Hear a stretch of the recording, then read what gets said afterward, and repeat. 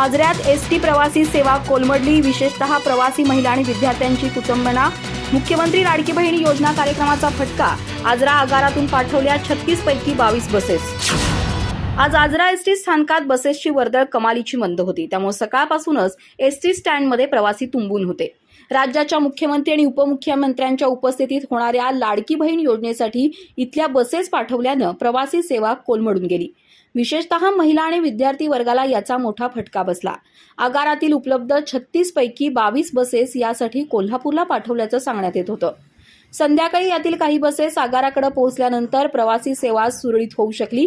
आज सकाळपासून आजरा आगाराला जत्रेचं स्वरूप प्राप्त झालं होतं. स्टँडवर बसेस जवळपास लागू शकत नसल्यानं स्टँडमध्ये मुला माणसांची तोबा गर्दी होती.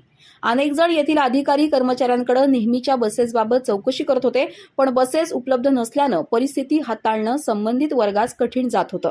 विशेषतः आजऱ्याहून परिसरातील गावांकडे जाणाऱ्या अनेक फेऱ्यांवर पाणी फिरलं होतं. अन्य काही पर्याय नसल्यानं प्रवाशांना स्टँडमध्येच थांबून राहावं लागलं.